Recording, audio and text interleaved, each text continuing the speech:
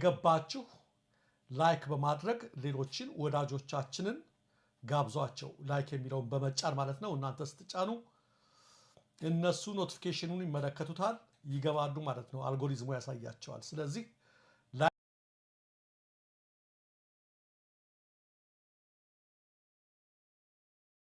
ሰላም ጤና ይስጥልን ተመልካቾቻችን ከአንከር ሚዲያ ዝግጅት ክፍል ያክብሮ ሰላምታችን እናቀርባለን ዜናዎችን ይዤ መጥቻለሁ መሳይ መኮንን ነኝ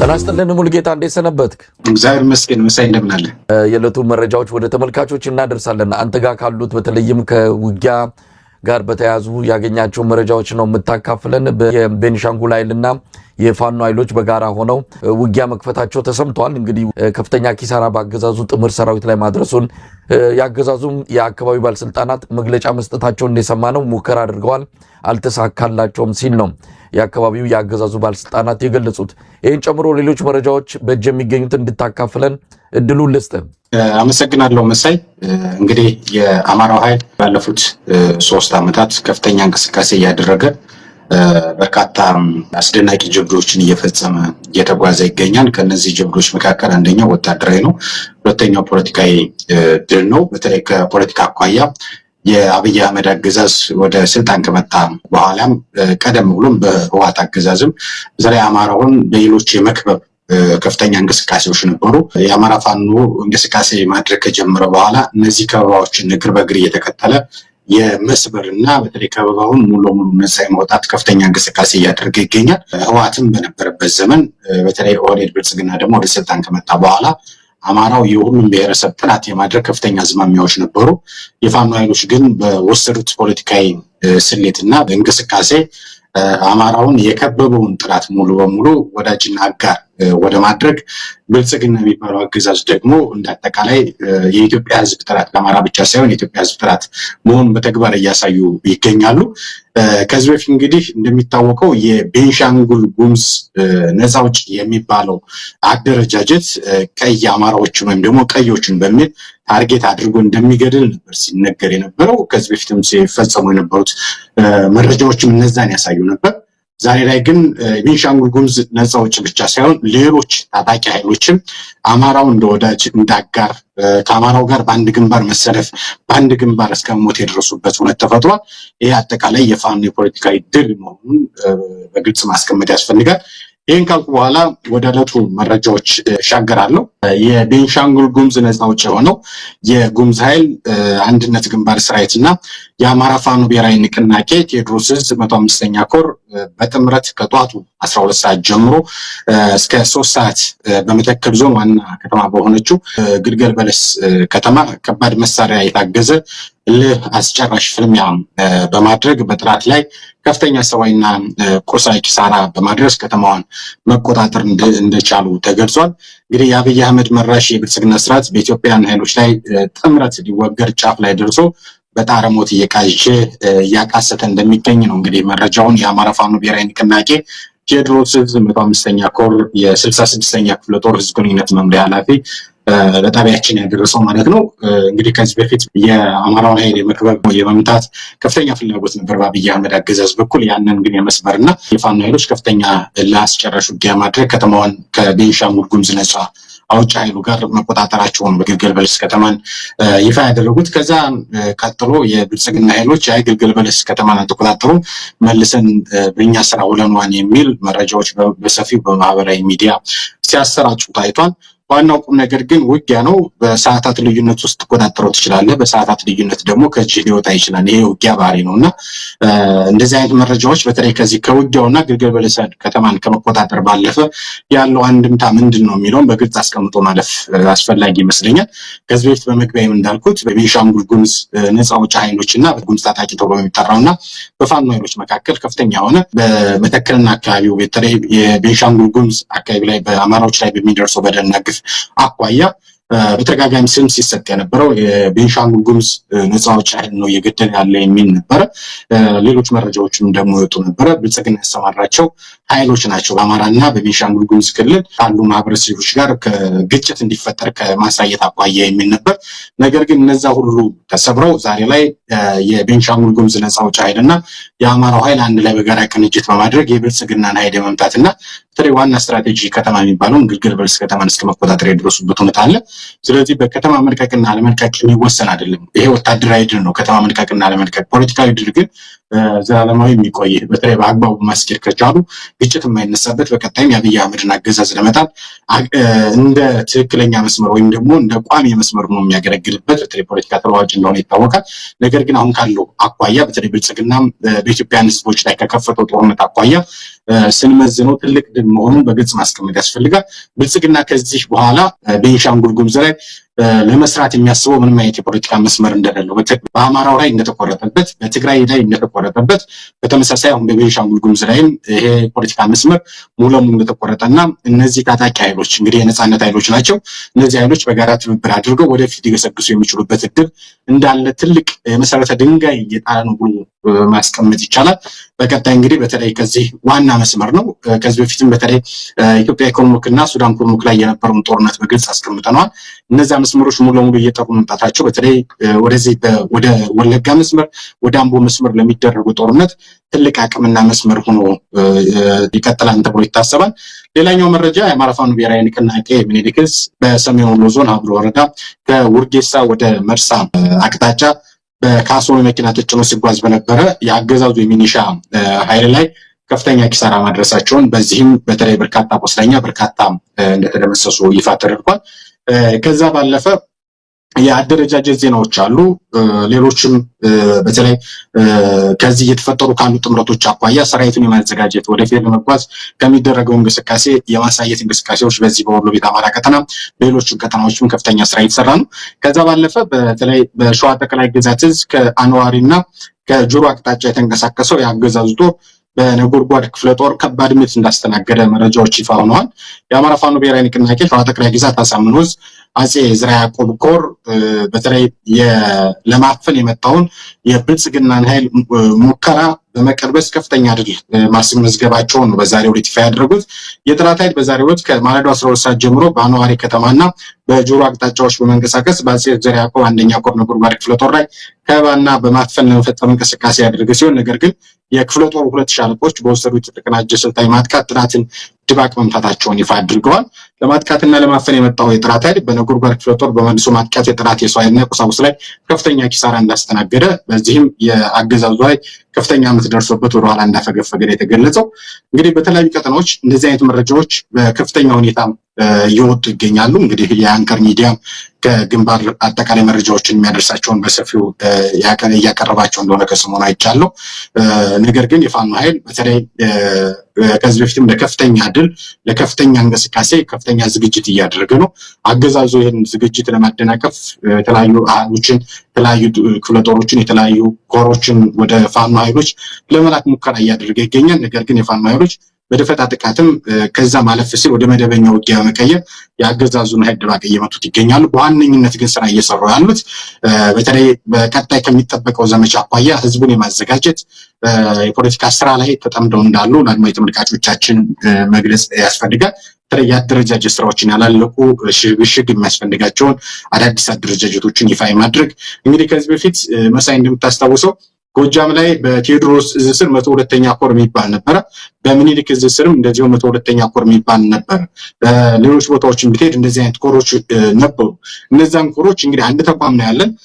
ጎጃም ላይ 102ኛ ኮር ካለ ወሎ ላይ 102ኛ ኮር አያስፈልግም። ስለዚህ ስም የመቀያየር አዳዲስ አደረጃጀቶችን ወጥ የሆነ ተቋማዊ የማድረግ ጎጃም ላይ ያለው ተመሳሳይ ስያሜ በወሎ እንዳይኖር የማድረግና አዳዲስ ስያሜዎችን የማስያዝ በዚህ ሂደትም ተቋማዊ አሰራር በማውረድ በተለይ ወታደራዊ ክፍሉ በሰፊው እየሰራበት እንዳለ ከሚወጡት መረጃዎች መረዳት ይችላል። ጠንካራ የሚባል የአደረጃጀት ስራ እየሰሩ እንደሆነ ግን ለአድማጭ ተመልካቾቻችን መግለጽ አስፈላጊ ነው ብዬ አምናለሁ። ይሄው ነው ያለው።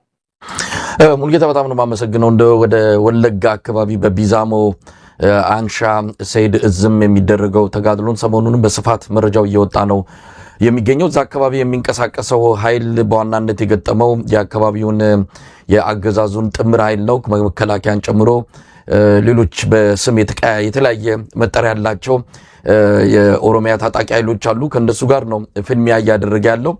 ስለዚህ ወለጋ ያለውንም በተመለከተ በትኩረትና በንቃት መከታተል የሚያስፈልገው ጉዳይ ነው። እንግዲህ ከአደረጃጀት ጋር በተያያዘ ያነሳቸዋል። ይሄ አደረጃጀት በዋናነት በቅርቡ በስፋት ይታያል ተብሎ የሚጠበቀውና በጥምረት በቅንጅት ሌሎች ኃይሎች ጋር በመሆን ፋኖ ለሚከፍተው ዘመቻ በዋናነት የሚጠቅመው ይሄ የአደረጃጀቱ ጉዳይ ነው። ህዝባዊ ስብሰባዎች እየተደረጉ ነው። የአባት ጦረኞች የሚባሉ በተለይ ፋኖች መከተሞችን እያስለቀቀ በሚሄድበት ጊዜ እንደነዚህ አይነት የአባት ሰራዊት የሚባሉ ከተማን የሚጠብቁ አስተዳደርን የሚተክሉ ብዙ ስራዎችን የሚሰሩ አሉ። ከተማ እያስለቀቅ ስትሄድ የሚፈጠሩ ብዙ ነገሮች ስለሚኖሩ ከዛ አንጻር የጸጥታና ደህንነቱን የሚጠብቁ ሌሎች አደረጃጀቶችን መፍጠር ያስፈልጋል።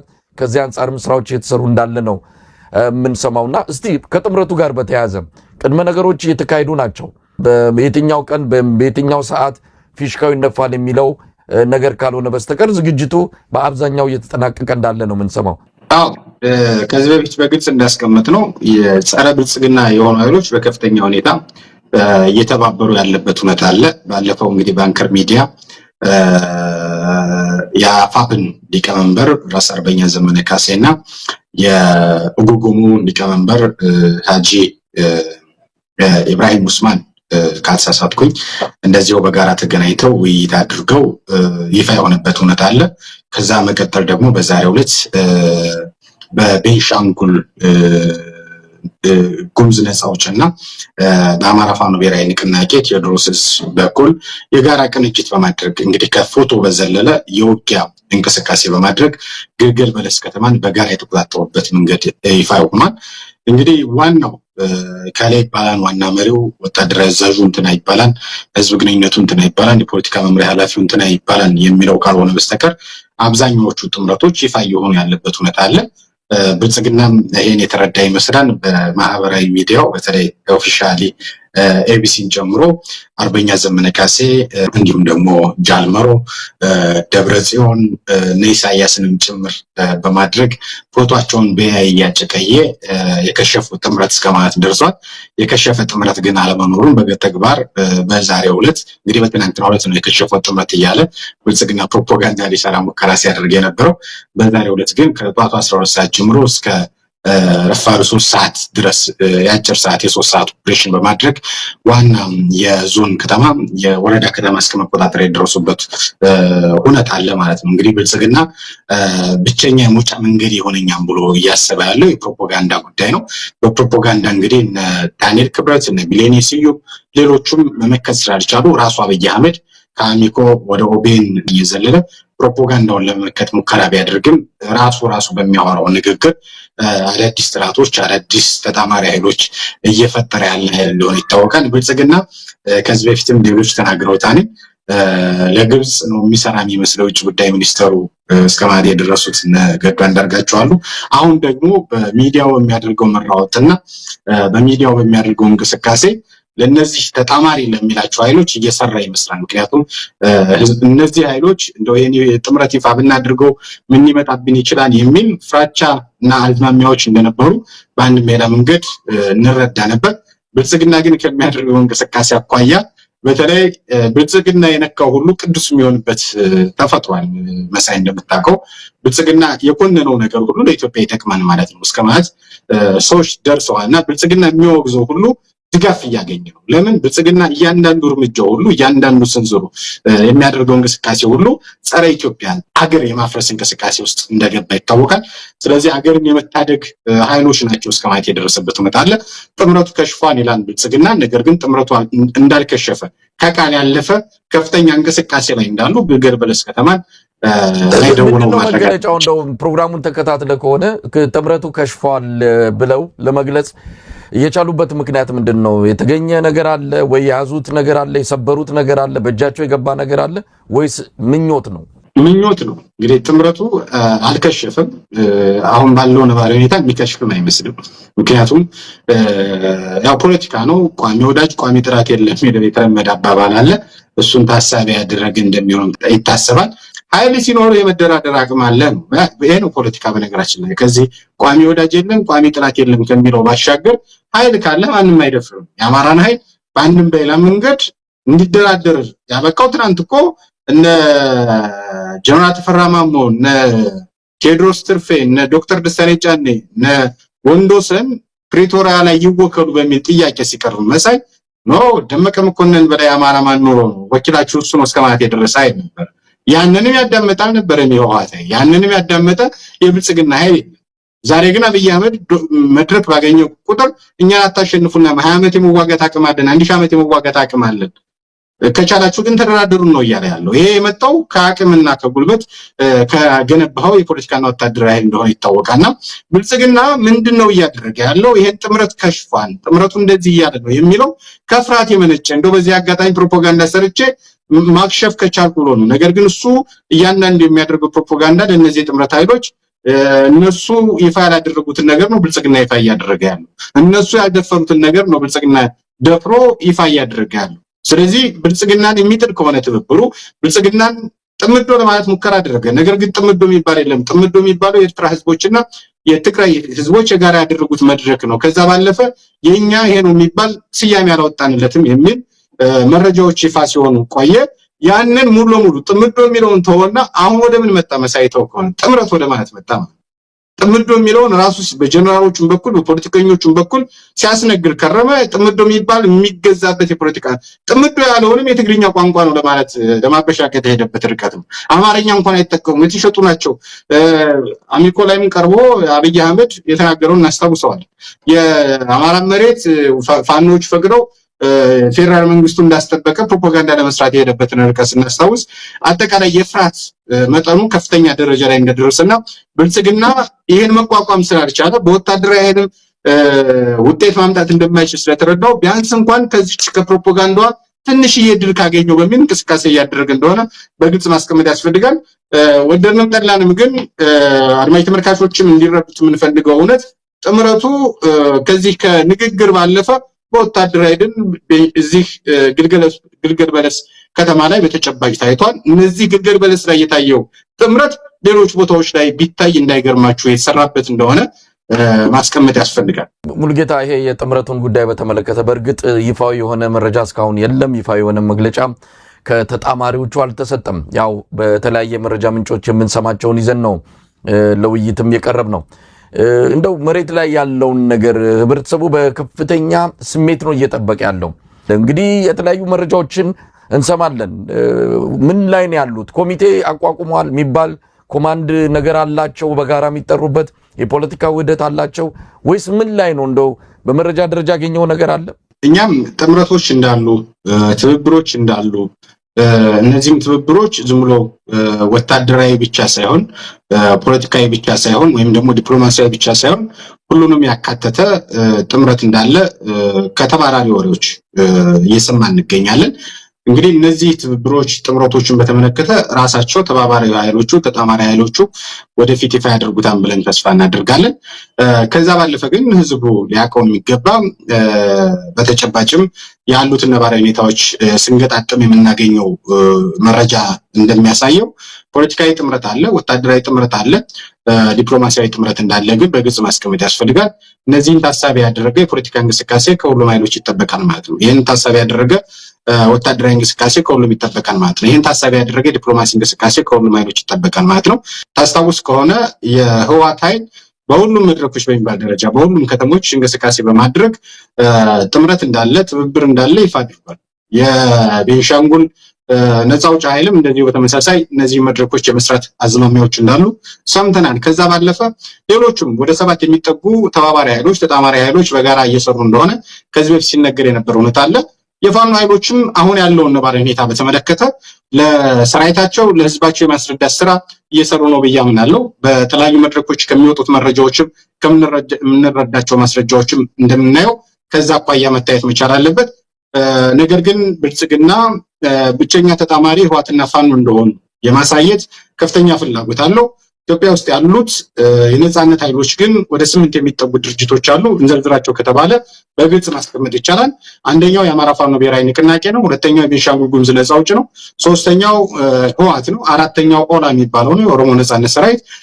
አምስተኛው የኦጉጉሙ ነው። ስድስተኛው የጋምቤላ ነጻ አውጪ ኃይል ነው።